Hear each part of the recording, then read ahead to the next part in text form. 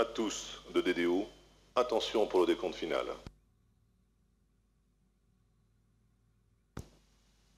10, 9, 8, 7, 6, 5, 4, 3, 2, unité, top, allumage P80 et décollage.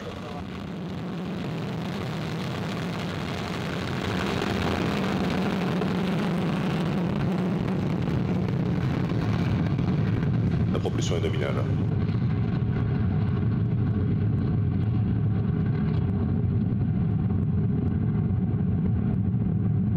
Paramètres à bord normaux.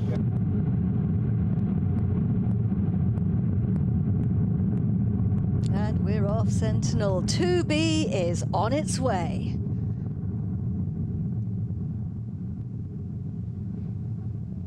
Look at Vega. Les paramètres à bord sont normaux, la trajectoire est nominale. Blazing a trail across the equatorial skies over the Guiana Space Center, heading north out over the Atlantic.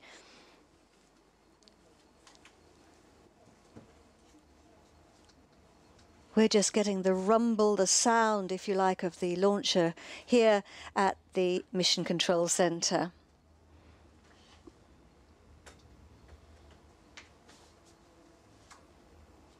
The job of the first 3 stages is to get us away from the Earth. Vega's pushing itself away from gravity. And we're burning the first stage. It's called the P80. That's because 80 is standing for the amount of propellant, 89 tons in fact. On the bottom left you can see our altitude is 35 kilometers above Earth. And in the middle, our distance from the pad. That's actually the distance if you were to draw a straight line from the pad to the position of the launcher along the Earth. And then on the bottom right, you can see is our speed. We're travelling nearly 2 kilometers per second, not per hour, but per second. Acquisition de la télévision lanceur par la station de Saint-Jean. Séparation P80. We've Allumage du Zéphiro 23. Separated the P80 and lit the engine now on the Z23. And joining me in the commentary box here is Guido Levrini. Guido is the Copernicus Space Segment Program Manager for ESA. That means that he oversees all the Sentinel satellites. It's great to have you with us. Thank you very much indeed, Guido. Thank you for having me. Guido, you also know quite a bit about Vega. And although it was developed by ESA, it actually started out as an Italian project, didn't it? Not quite, not that completely. Vega grew out of a joint cooperation between the US and Italy back in the 70s. It was a project called Scout. It was launching from a base off the coast of Kenya, near the equator. And at a certain point in time, in 1992, the US withdrew from this cooperation, and the Italians continued alone on a new program called Zefiro. And Zefiro in Italian is a name of a wind, and it was based on the carbon fiber technology. And Vega, which in Italian stands for Vettore Europeo di Generazione Avanzata, or Advanced Generation European Vehicle, is a launcher developed by the European Space Agency. So it's an ESA project, but you're right, the prime contractor is Italian, is ELV, which is a joint venture between the Italian Space Agency and Avio, who is a company based in the south of Rome. All right, now we are flying like the wind, burning the Z for Zefiro, second stage, and now about to switch on the Z9, Zefiro 9. My pronunciation is probably a bit wrong. I think it's Zefiro in Italian. Zefiro. And the next phase, separation of the fairing, which we don't need anymore because we are 131 kilometers above our planet, and we don't need it because there's hardly any friction. Vega's going from strength to strength. Let's hear from the CEO of Avio.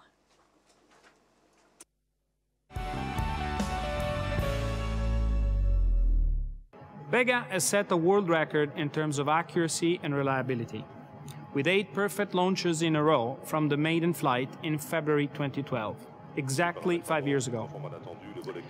Vega has demonstrated a unique ability to deploy satellites in multiple orbital planes with unprecedented orbital maneuvers. Vega is the smallest of the European launchers family operated by Arianespace. Vega was developed by Avio as the industrial prime and is manufactured at 65% in Italy, and for the rest across Europe by a team of selected and capable industrial partners. I'm speaking to you from our plant in Colleferro, where we produce Vega, and we are now developing Vega C, which will fly for the first time in 2019. Behind me, you see the production of the first carbon fiber motor case of the P120C, the solid rocket motor which will equip both Vega C and Ariane 6.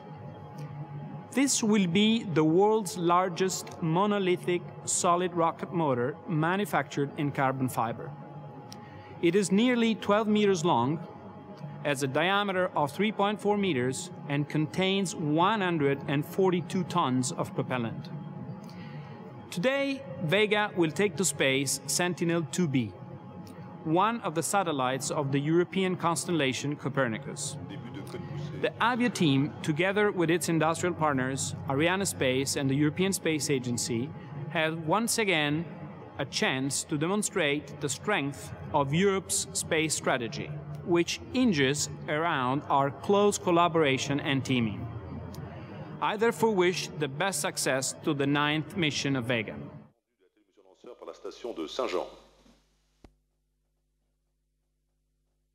Interestingly, the carbon fiber that he mentioned there was used in a spin-off to build some great big structures inside.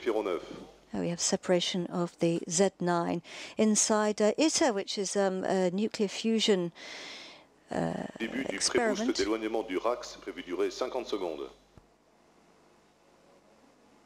So our flight path, Guido, takes us north. Where are we going to be flying over?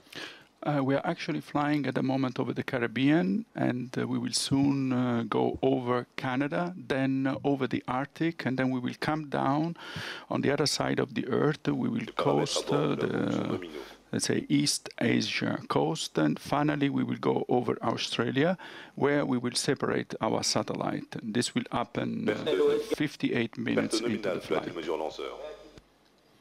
And the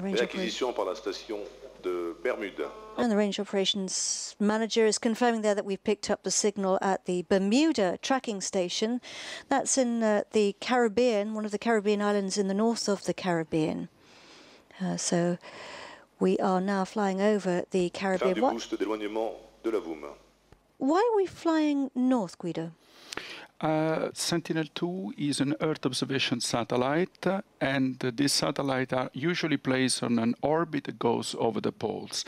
This because being on such an orbit, you exploit the rotation of the Earth underneath to image the whole Earth. You have to imagine that you're peeling an orange, and stripe after stripe, you are peeling it completely. And these stripes, in the case of Sentinel-2B, are very, very wide, almost 300 kilometers. And this is what allows us to image the whole Earth with one satellite every 10 days, and now with 2 satellites every 5 days. And at our latitude, our meaning European latitude, every 3 days. There is no other system in the world that has this performance. Premier allumage de la VUM. So, Avon, the upper stage, has switched on its engine. That's going to burn for 7 minutes. So we've started the next phase of the journey because Avon has, effectively taken the wheel, as it were. Yes, it's his job now to deliver the spacecraft to the drop-off points at almost 800 kilometers. But this will go in steps. This will happen only in about 15 minutes from now.